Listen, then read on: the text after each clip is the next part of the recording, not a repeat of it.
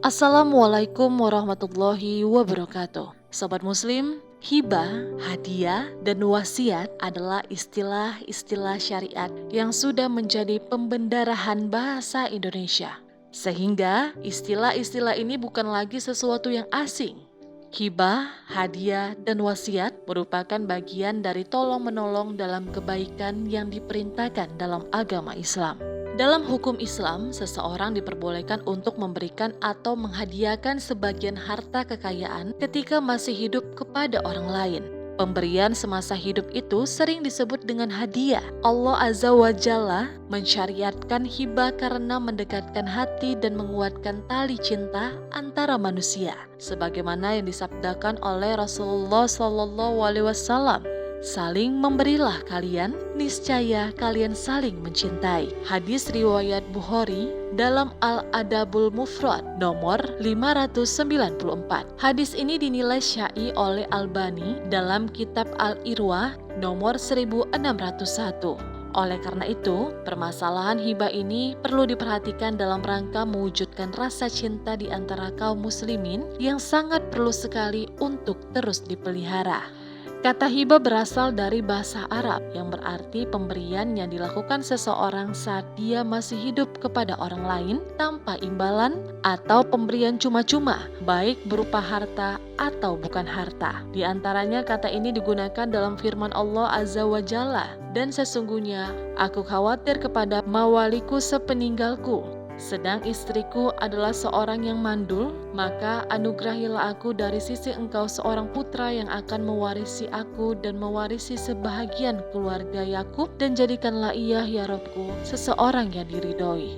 Sedangkan pengertian hibah menurut para ulama al-fiqih adalah pemberian harta cuma-cuma dalam keadaan hidup dan sehat. Dengan demikian, pengertian hibah adalah pemberian yang dilakukan oleh seseorang kepada pihak lain yang dilakukan ketika masih hidup dan dalam keadaan sehat. Serah terima harta yang diberikan itu dilakukan pada waktu penghibah masih hidup. Hibah ini disyariatkan Allah Azza wa Jalla sebagaimana dijelaskan dalam Al-Quran dan As-Sunnah, serta sudah menjadi kesepakatan para ulama. Adapun dalil dari Al-Quran adalah firman Allah Azza wa Jalla.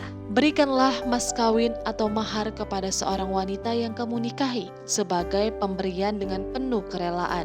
Kemudian jika mereka menyerahkan kepadamu sebagian dari mas kawin itu dengan senang hati, maka makanlah atau ambillah pemberian itu sebagai makanan yang sedap lagi baik akibatnya.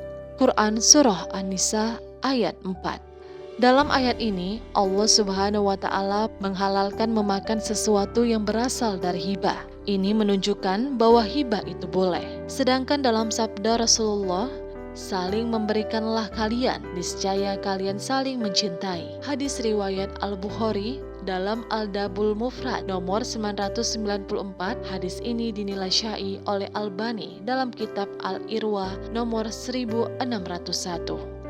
Mayoritas ulama memandang bahwa hibah memiliki 4 rukun. Yang pertama adalah orang yang memberi. Orang yang memberi adalah seseorang yang merdeka, bukan budak, yang artinya tidak dalam keadaan susah dan lemah. Kemudian orang yang diberi benda yang dihibahkan.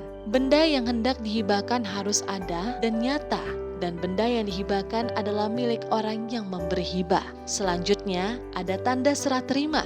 Benda yang akan dihibahkan harus ada proses serah terima atau ijab qabul yang memiliki makna penting dalam hibah. Perlu diketahui bahwa segala sesuatu yang sudah dihibahkan haram hukumnya untuk diambil kembali. Sebagaimana Rasul telah bersabda, orang yang menarik kembali hibahnya seperti anjing yang menjilat kembali muntahnya.